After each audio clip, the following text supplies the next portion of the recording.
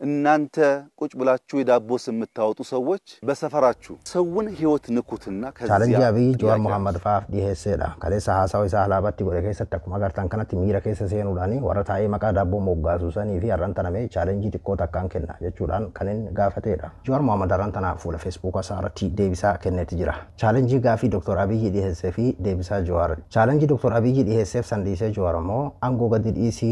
si agarsiifna jechuudhaan kan inni deebisaa kennedha. Meewwan Johaar jedhee fi akkasuma agartee chaalenjii Dr. Abiy gaafate si aga tokko waliin dhageeffanna. Jalqabamee kan Dr. Abiy kana dhageeffadha. በዚሁ አጋጣሚ ኢትዮጵያ ውስጥ ስራዎች ሲጀመሩ ዶሮ ሲባል ዶሮ ምን ያደርጋል፣ ስንዴ ሲባል ስንዴ ምን ያደርጋል፣ ኮሪደር ሲባል ኮሪደር ምን ያደርጋል፣ ህዳሴ ሲባል ህዳሴ ምን ያደርጋል ብለው የማይሰሩ ነገር ግን ለሚጀመሩ ስራዎች ሁሉ የዳቦ ስም የሚያወጡ ሰዎች አሉ። አሱማኑ አከጨራ ኢትዮጵያ ከሰት ሁጂን ተኮ የሮ የገላ ሉኩ ወጀራሙ ሉኩ ማልጎዳ ሩዘ ወጀራሙ ሩዝኒ ማልጎዳ ቀመዲ ወጀራሙ ቀመዲ ማልጎዳ ክሮደሪ ወጀራሙ ክሮደሪን ማልጎዳማ ሂዳሴ የሮ ወጀራሙ ሂዳሴ ማልጎዳ ጅዳኒ ናሞታ ኦፊሳኒቲ ነው ጀነ ሁጂ የገላሙ ተኮሞ መቃ ዳቦ ኢትባሰን እነዚያ ለስራ ሁሉ የዳቦ ስም የሚያወጡ አቃቂር የሚያወጡ ስራ ሳይጀምሩ ስራ ሳይችሉ ፕራዮሪቲ የሚያወጡ ይሄ ይቅደም ያ ይከተል ያ ያስፈልግም ይሄ ያስፈልጋል የሚሉ ሰዎች አሁን ለነሱ ቻሌንጅ አለኝ። ናሞታ አከሲ ካን ሁጂ ሁንዳፊ መቃ ዳቦ ባሰን ሁጂን ተኮ ገርቴ የሮ የገለሜ ካናቱ ዱርሱ ቀቦ ካናቱ ታው ቀባ ኩኒታ ሁን ቀቦ ካናቱ ጎዱ ቀባ ያኒ ካኑ ፊ ኢሳኒት ያሞ ሂኖ ጀነ ካን ታኒ ቱማን ሁጂ ተኮ መቃ በለሱ ሁጂ ተኮ ዲቄሱ ሶን ሆጀነ ዋን ሆጀታ ሙፍዴ ሙታካ መቃ ዳቦ ቲባሴ ቱማን ገርቴ ዲቄሱ ዳፍ ቆሻሸሱ ዳፍ ዮኪን ገርቴ ቡሼሱ ዳፊ halkani guyyaa gartee kanarratti hojjetan saniif waa hedduu haasoytanii yaada hedduu kennatanii amma ammoo mee chaalenjii xiqqoo takkan isaaniif kennuu barbaada. ብዙ ጊዜ ሲንጀምር ጅምሮቻችንን በማጥላላት በመውቀስ በማራከስ ብዙ ደክማችኋል። አሁን እኔ በሐላባ አንድ በከምባታ አንድ በስልጤ አንድ በሃዲያ አንድ መንደር ሰራለሁ። እናንተ ቁጭ ብላችሁ የዳቦ ስም የምታወጡ ሰዎች ሐላባ አይደለም በሰፈራችሁ ለባዳ አይደለም ለዘመዳችሁ አንድ መንደር ስሩና ገንዘብ ካላችሁ በገንዘባችሁ ገንዘብ ከሌላችሁ በጉልበታችሁ በውጭም ያላችሁ በግልም ብትችሉ በግልም ባሲው አስተባብራችሁ የሰውን ህይወት ንኩትና ከዚያ ጥያቄ አንሱ። ወሬ ተይሰኒ መቃ ዳቦ ቆፈ ሞጋፍታን ካዋን ተኮሶ ሂን ሆጀነ ሁጂን ተኮ የሮ ኤገለሙ ገርቴ መቃ ቡሼ ሳቲፊ መቃ ገርቴ ዲቄሳ ቆፋ ኢትባሳ ወልታን ሱኒ ቻሌንጅ ዲቆ ተካን ሲኒ ከና አናማ ሀዲየቲ karaa tokko silxetti karaa tokko kaambatatti karaa tokko guraagetti karaa tokko nin dalaga isin ammoo naannoo keessanitti gandaa miti aanaa yookiin godina ardaallee miti maatima keessanii fi mee mandara takka maatima keessanii fi mandara takka dalagaati akkasiin nu agarsiisa yeroo xiqqasho gartee waa ijaartanii fakkeenyaaf feetan gartee gurmaadha gareedhaan feetan tokko tokkoon yoo danda'e qabaatan mallaqaan yoo gartee mallaqaan qabaannes humna keessaniini feetan biyya alaa jiraadha feetan biyya keessa jiraadha bakka feetan jiraadha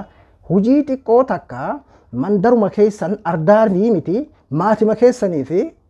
waan takka ijaaraati nu agarsiisa sanbooda gaafachuu fi sanbooda gartee waan hojjetamu xiqqeessuudhaa fi qoshaashessu sanbooda dhiyeessuu dandeessanii dura mee waan faayidaa qabu akkasitti gartee hawaasaaf mul'isaati nu agarsiisa. የሰውን ህይወት ቀይሩና ከዚያ ተቹ ሳንሰራ እጃችን አጣጥፈን የሚሰራን ሰው በመተቸት ኢትዮጵያን መለወጥ አንችልም እና ብዙ ተላግማችኋል ብዙ የዳቦ ስም አወጣችኋል። አሁን በመላው የኢትዮጵያ ስም መጠይቃችሁ ላቃቂር እንዲመቻችሁ ሰርታችሁ አሳዩን ከኛ የተሻለ ነገር ሰርታችሁ አሳዩን። hedduu dubbattanii hedduu ifaajjanii hedduu yaada kennatanii jirtan hedduu gartee maqaa daabboo moggaastanii jirtan amma immoo waan jireenya ummataa jijjiiru tokko waan jireenya ummataa jijjiiree mul'atu tokko hojjedhaati waan gartee nuti hojjenne kana caala hojjedhaati hojiidhaan nu agarsiisaati sanbooda dubbachuu qeequu yaada dhiheessuu dandeessanii garuu ammoo osomaan hojjenne caljennee harka marannee taa'uudhaan yookiin akkama gartee yaada kennachuudhaan yookiin gartee maqaa daabboo qofa moggaasuun jireenya ummata Itoophiyaa jijjiiruu hin danda'u. Kanaafuu hojjedhaan nu agarsiisa. Hagar dura dabre hedduu ifaajjan hedduu qeeyxan maqaa daabboo hedduu moggaaftan waa hedduu komii hedduu garagaraa dhiyeessanii jirtanii garuu ammoo osoo waa takkan hojjenne akkanatti gartee harka maratanii tumaan ta'anii kan hojjetu qofa busheessuudhaa fi kan hojjetu qofa gartee diqqeessuudhaa fi jijjiirama gartee ummata kennaaf hin fidu waan ta'eef maqaa ummata Itoophiyaatiin amma waan isin gaafadhu kan nu caala waan nuti gartee hojjetaa jirru kana caala hojjedhaati ummataaf faayidaa wahii bu'aa takka buusaati nu agarsiisa sanbooda gaafattu.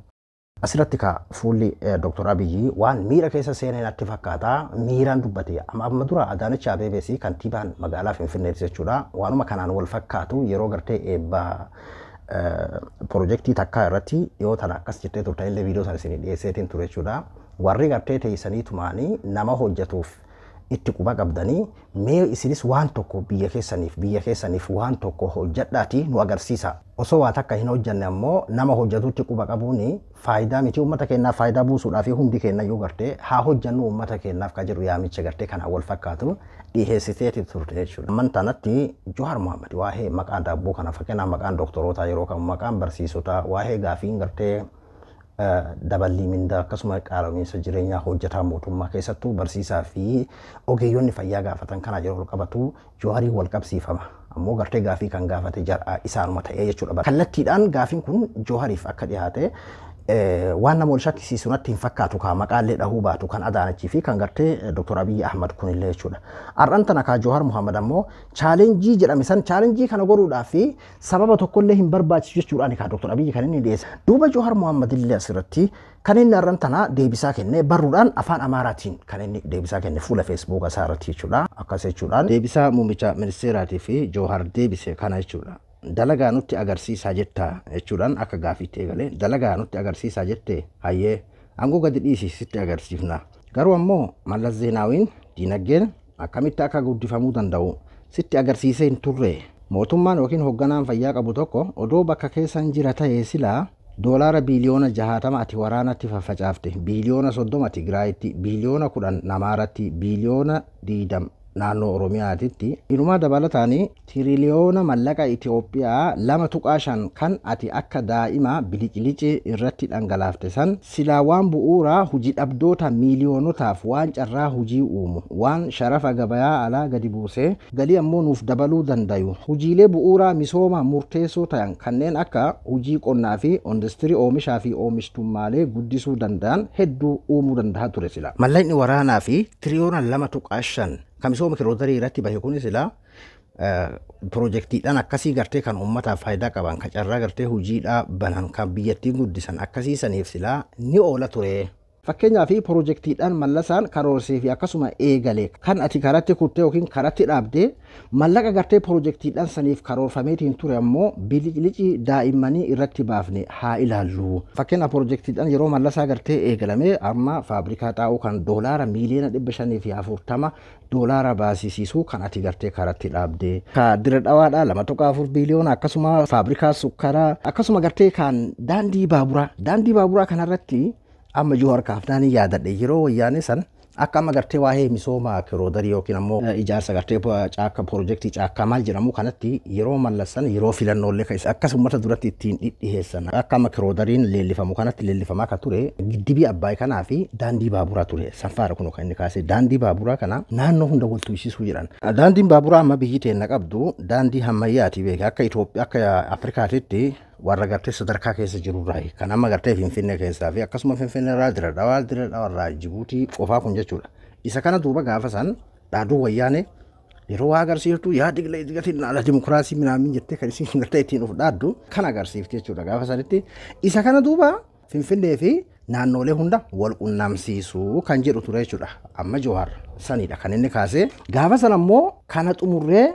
Finfinnee Jimmaa Finfinnee Dambidooloo kiflaa gara wal qunnamsiisuu waan jedhamudha duuba san gaafsan akkasii akka dubbatamaatiin ture dhugaataaf kijiba ta'an hin beekne gartee mallas eegale jechuudha. Kanatti gartee karatti dhaabde jechuudhaan mallaqa takka lakkaa'ee jechuudha. Wantoota kana hunda waan silaa gartee bu'uuraa faayidaa uummataatiif ooluu danda'u kana hunda isaa ati karatti dhaabdeeti waan fedhii keetii waan biliqiliqii gartee faayidaa hin qabne irratti dhangalaaftee mootummaan tokko yookiin bulchiinsi tokko kophaa isaa waanuma isatti fakkaatee fi waanuma sammuun isaa ajajjee waan taphaa kanarratti osoo hin taane waan ummataaf faayidaa qabu waan biyyaaf faayidaa qabu waan guddina biyyaatiif faayidaa qabu irratti waan bahuu qabuudha ture kan gartee ati asirratti qisaastee itti gaafatamummaan hooggansi mootummaa ta'uun silaa akkas ta'uudha qaba ture. Kaampaaniidhaan gaafa mallasaa akkanatti gartee mallaqa biliyoona hagasiitiin eegalame isa kan gartee kan karatti dhaabbatee fi kan mallasaan karatti biraa deeme ammaan aangoo gadi dhiisaa isin agarsiifna. Garuu ammoo mallasaan biyya akka misooma ekonoomii biyyattii yookiin diinagdee biyyattii akkamitti akka guddisan isin agarsiiseetiin ture jechuun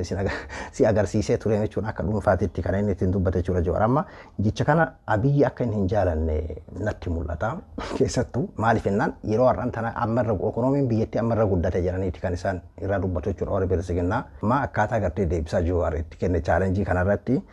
waan warra badhaadhinaatiif hin taane waan warra badhaadhinaa hedduu gartee isaan aarsuudha jedheetii yaada. Jawaar ka chaalenjicha akkanatti gartee gabaabinaan karaa kanaan karama gartee katabbiitiin guutuu isaa isin hin dubbifnaan katabbiidhaan karaa kanaan gartee gabaabinaan haala kanaan deebisee jechuudha. Hojjedhaatiin agarsiisaa jettee hojjannee waan biyyaaf bu'uuraaf faayidaa qabu biliclicii kan osoo hin taane wal waraansa osoo hin taane waan guddaa hojjannee isin agarsiifnaati aangoo gadi dhiisaa akka jedhuudhaan Jawaar deebisaan isaa jechuudha. Ana bira moobaayila biraa hanga qophii biraatti waliin deebinutti nagayaan naa tura.